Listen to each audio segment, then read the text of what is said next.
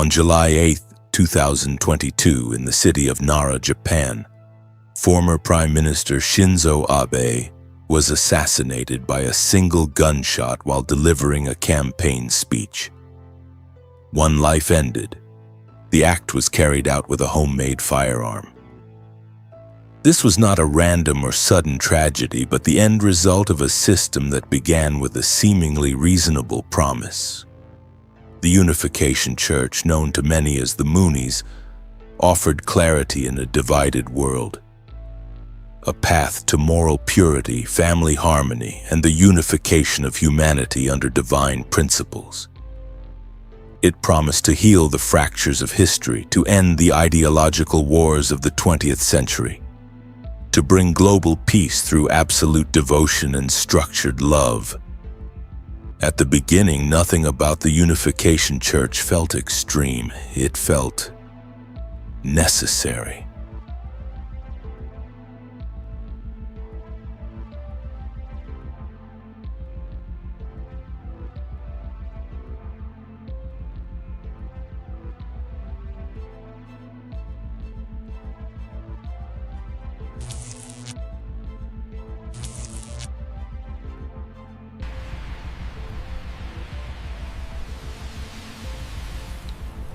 It usually began with relief, not the dramatic kind. No thunder, no prophecy, just the quiet feeling that something disordered had been placed back into sequence. For many, the first encounter with the Unification Church happened during a moment when the world felt unsteady. After war, during political unrest, in the middle of generational fracture, institutions felt unreliable. Explanations felt thin. Everything important seemed fragmented. And then, here was a system that claimed coherence. The language was careful. Purpose, family, responsibility, nothing ecstatic, nothing extreme. Belief was presented as something you could learn, step by step, like a course. You weren't asked to abandon reason. You were invited to finish using it. Meetings were orderly, people listened. Questions were answered without urgency. Doubt wasn't punished. It was reframed as a phase, a step on the way to understanding. From the inside, it didn't feel like surrender, it felt like progress, like being let in on how the world actually worked. Belonging arrived slowly, not through declarations, through repetition, shared meals, shared schedules, shared language. Over time, the outside world began to feel less precise. Conversations felt shallow, news felt incoherent, politics felt noisy and reactive. Inside the movement, history made sense. Morality had structure, destiny had direction. What made it persuasive was the absence of obvious threat. No one demanded sacrifice at the beginning. No one spoke of enemies. Instead, there was an appeal to responsibility, to maturity, to becoming someone capable of holding truth without flinching. From the inside, this felt like growing up. Trust didn't arrive all at once. It accumulated quietly. A prediction that seemed to land. A leader who never appeared tired. A sense that your private doubts had already been anticipated and resolved somewhere in the system. Eventually, skepticism didn't feel forbidden. It felt unnecessary.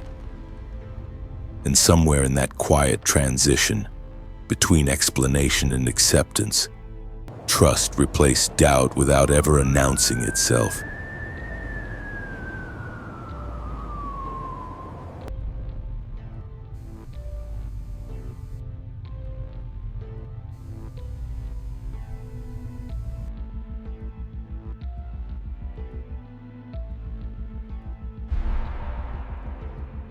Control did not arrive as force.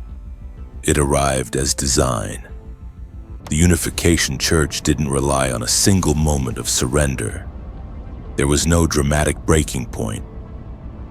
Belief was assembled gradually through components that felt reasonable on their own. Language came first. Doctrine was taught as instruction, not revelation. History was presented as a puzzle already solved. Terms sounded technical, administrative, restoration, indemnity. Moral questions became problems with solutions, and solutions implied expertise. From the inside, this felt respectful, an appeal to intelligence. From the outside, it functioned as insulation. Technical language slows disagreement. You have to learn it before you can question it. And by the time members became fluent enough to doubt, they had already used that language to explain themselves to others. Then came incentives. Progress was visible, narrated, completing workshops, meeting fundraising goals, recruiting others. None of it was framed as obedience. It was framed as growth. Effort became moral currency. The harder something was, the more meaningful it became. Fatigue stopped being a warning sign. It became evidence, proof that the work mattered. Fear entered quietly, not as panic, not as threat, as stakes. History was described as fragile, dependent on the right people doing the right things at the right moment. To fall out of alignment wasn't punishment. It was irrelevance. From the inside, this felt empowering. Your choices mattered on a global scale. From the outside, it created pressure without a villain. Isolation followed, but structurally. Long schedules, communal living, constant activity. Contact with family wasn't forbidden. It just became less urgent, less relevant. Outside voices arrived occasionally, without shared language, without continuity. Internal voices were constant, fluent, reinforced by routine. Authority was centralized but indirect. Sun Myung Moon was not positioned as someone who replaced reason, but as someone who completed it. Truth existed, members were told, but only one lineage could interpret it correctly. Disagreement wasn't rebellion, it was misunderstanding. If something didn't make sense, the solution was never to question the premise. It was to study more, attend more lectures, seek guidance, and finally, justification sealed the system. Every demand was explained after the fact as necessary. Sacrifice validated the structure that required it. The more you gave, the more coherent the worldview had to become. From the inside, this felt like resilience. From the outside, it looked like entrapment. But no single mechanism forced compliance. Each one offered an explanation, and together they formed a loop that didn't need constant enforcement. Belief wasn't taken, it was assembled.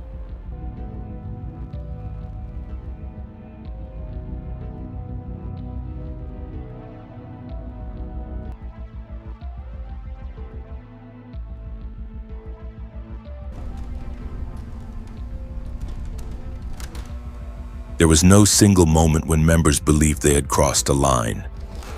What existed instead was a narrowing. By this stage, the language was fluent, the incentives familiar, authority normalized. What changed was scope. Belief stopped being something you held. It became something you lived inside. The language shifted. Doctrine faded into the background. Identity moved forward. Position, lineage, chosen families, life choices were no longer personal milestones. They were historical functions. From the inside, this felt expansive. Your life mattered more now. From the outside, it marked the erosion of authorship. Advancement required deeper compliance, sudden relocations, assigned roles, participation in political or media efforts aligned with leadership priorities. These weren't framed as escalations, they were framed as the next logical step. Once several major decisions had been accepted in sequence, reversal became psychologically expensive. To question the next step meant questioning all the previous ones. Fear sharpened. Not fear of punishment, but of regression. Leaving wasn't described as freedom, it was described as falling backward while history moved forward, as losing lineage, losing position. From the inside, this felt protective, compassionate even. From the outside, it functioned as containment. Isolation now had consequences. Most meaningful relationships existed inside the movement. Outside ties had thinned quietly, without conflict, without closure. When doubts surfaced, there were fewer neutral places to test them. Authority consolidated. Earlier stages emphasized understanding. This stage emphasized trust. Decisions were increasingly opaque, justified by complexity or strategy or timing. From the inside, this felt like maturity, accepting limits to your perspective. From the outside, it marked the end of verification. This was the point of no return, not because exit was impossible, but because meaning had been fully rerouted. Leaving now required reconstruction of identity, of history, of self-trust. From the inside, this felt like dedication. From the outside, it appeared total, and coherence, once achieved, is difficult to abandon, even when it begins to cost more than it gives.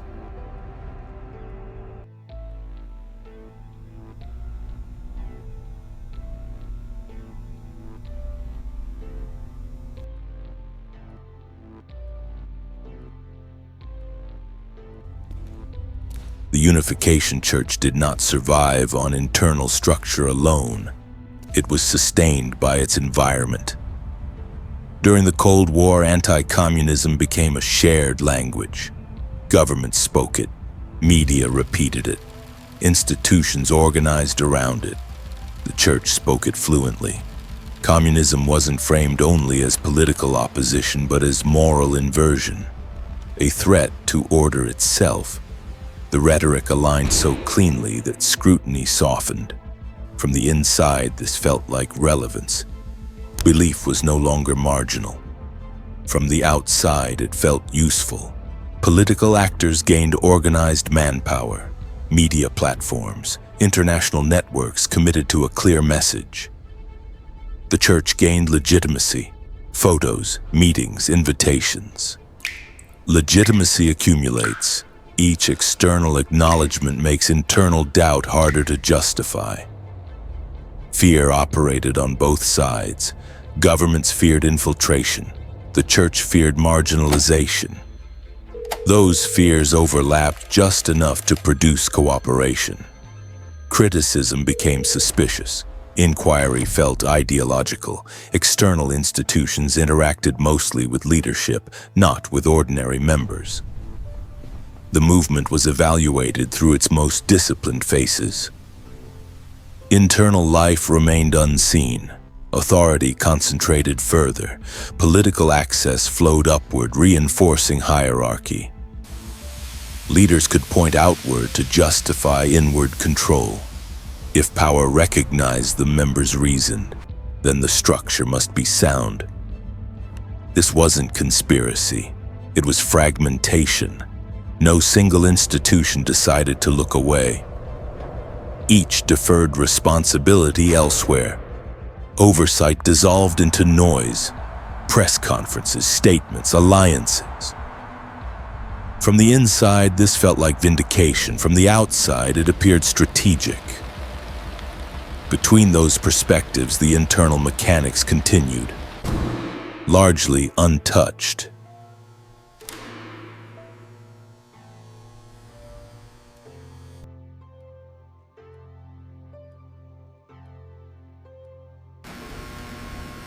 The cost did not arrive all at once.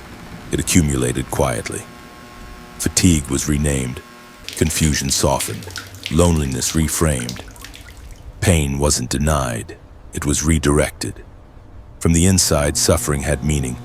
From the outside, harm became harder to see.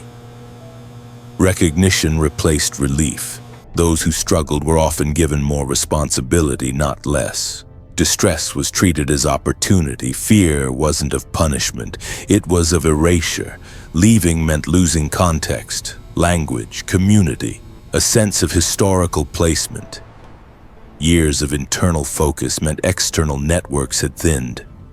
When people left, the world felt unfamiliar, unsynchronized. Authority acknowledged hardship abstractly. But responsibility was individualized. Struggle meant imbalance, weak motivation, incomplete surrender. Structural pressure became personal failure, and justification completed the containment. Pain proved significance, endurance validated belief, admitting harm threatened to unravel everything that depended on the system being true. Many who left described a delayed reckoning. It surfaced later, in quiet moments, in unstructured time, in ordinary decisions that suddenly felt unanchored. The system had provided scaffolding. Its absence revealed the weight it had been carrying. From the inside, endurance felt like purpose. From the outside, it resembled depletion. Even after leaving, many carried the reflex: if something hurts, it must mean something. The system did not follow them out, but its logic often did.